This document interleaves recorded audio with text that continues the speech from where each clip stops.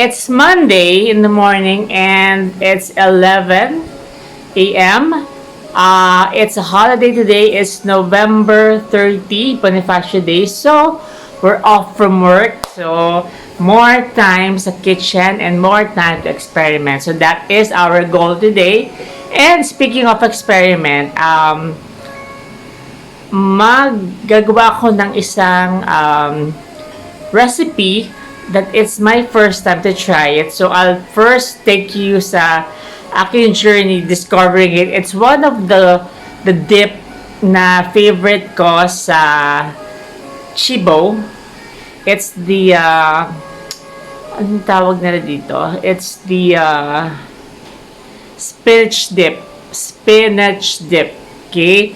So, I will try to recreate that. And in the hopes, I will share to you guys kapag okay siya. Kapag hindi okay, this is a big flop. Ganun lang siya kasimple. So, let's try. Hello mga kitchen! So, we're back. Actually, today, experiment time tayo. So, I would like to recreate a spinach dip ng Chibo. So, for that, of course, we need spinach, fresh spinach. Ang gagawin natin dito, we're gonna thaw this and then cut it into strips and then drain it. So, there. And then, we're gonna use peanuts as well. Kasi ayoko yung dip na walang texture or layer. So, i-ground ko to sa food processor and we'll sprinkle a bit of that. And, we're also gonna use fresh grated garlic as well as granulated garlic. Okay, so para mag-garlic yung ating dip.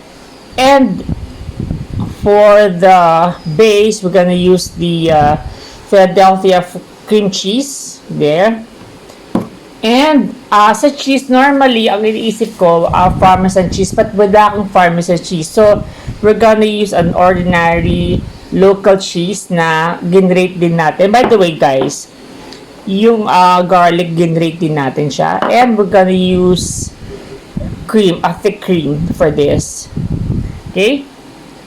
For the complete ingredients, I'll list it down sa description box as well as sa blog site ko. Alright?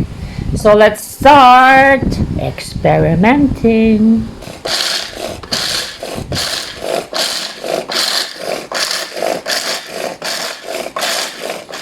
Alright guys, so this is how fine we've chopped. Di ba chop? I think ginrate. Ano bang term dito? Basta ginrind yung peanut. This is how fine I want it. Hindi siya ganun ka lalaki. But at the same time, mafe-feel ko siya when I dip it or makain ko siya sa dip. May ibang layer akong malalasahan sa dip natin. Hindi puro cream. Puro sa crunch. Alright, so we'll start now with thawing our spinach. Okay. Sa water. Yan. It's almost boiling water. Okay. Ang point nyo dito is sinasoften lang natin yung spinach. Later, it's easier to chop it. Okay? Mga 1 minute, 2 minutes lang sa water. I-dip siya, i-tone siya. Like that. Ihintayin nyo lang siyang malanta. Okay? So, roughly, that's a minute.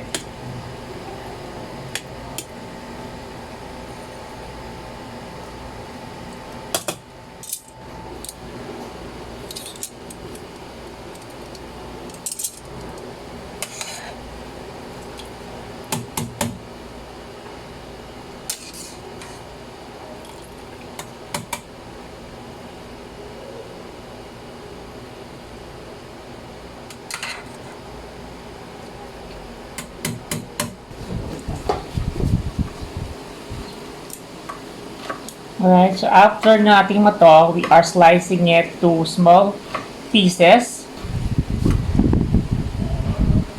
It's easier to mix it later sa dip. Okay?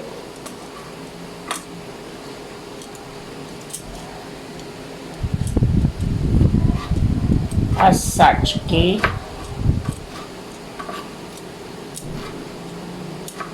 So, in a medium heat, we'll just put olive oil. Konti lang, siguro teaspoon. Right? And,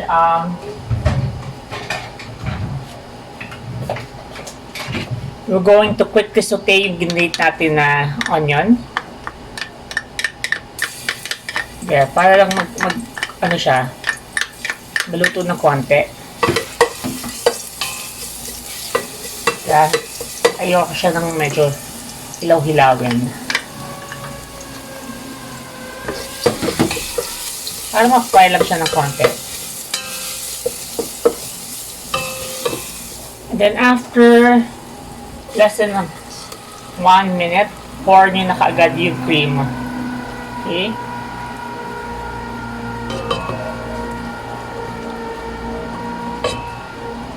And then stir. Mix well.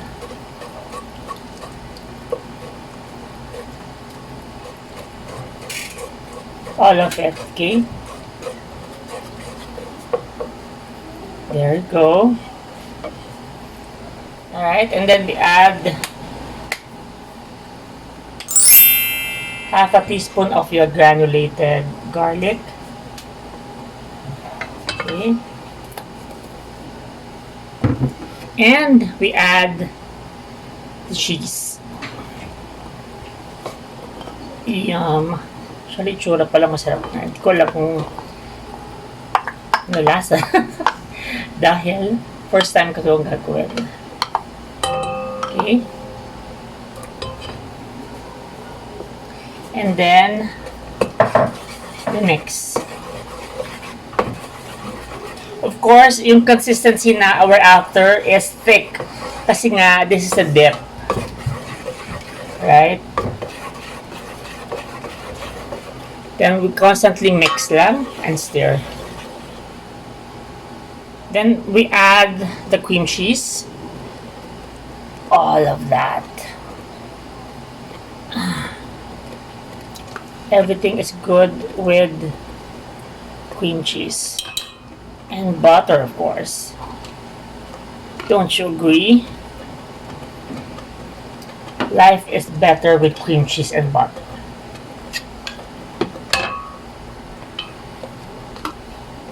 Simut-simul din dahil mahal siya.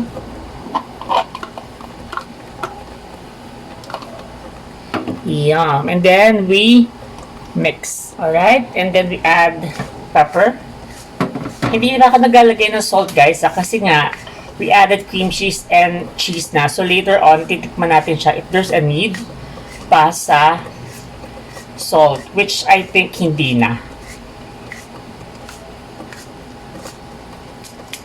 Alright, and then once yung consistency niya is like this and you see that medyo nagiging clear na siya, then parang flawless or polish na yung itsura niya, wala nang buo-buo. Okay? So, we add the spinach. Okay, now we add the spinach.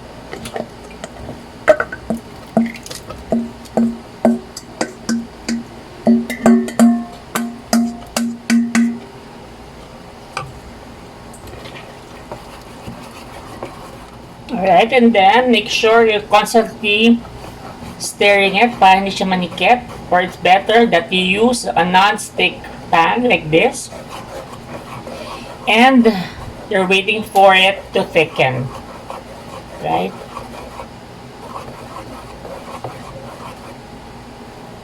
There, oh, medyo malapot pa siya, so nihintay ko siyang medyo lumabnaw, ay, maging thick.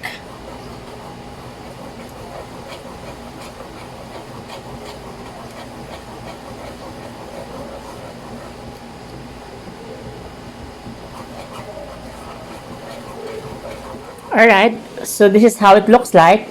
Okay. Let it rest and cool down for a while because our final step would be putting it here para maging very fine siya and really good ang texture when it comes to spread or dip. Alright, and then we transfer it sa food processor or mixer natin so that we can really mix it and grind it. Oh, sarap niya. Nakatatlo tayo. Hindi pala ako nag-record kanina. So, I cannot stop dipping my fingers. So, but there are two things na kailangan i-adjust dito. One would be more spinach ang dapat ginamit. Siguro twice yung amount ng spinach. Kasi after mo siya magto, nawawala siya And then, kapag minix mo siya sa base, medyo nadudurog. Okay? And then, second would be, I need it thicker. Although, I feel like magti-thicken pa siya kapag niref ko siya. Kasi mag-cool down pa to So, that's what I'll do. And then, I'll let you know kung ano nangyari. But definitely, masarap siya. Kasi what could go wrong with cream cheese? You know, pag pinag-mix mo yun, oh my God, and some butter and onion, heaven. Don't forget to subscribe and like this video. Bye!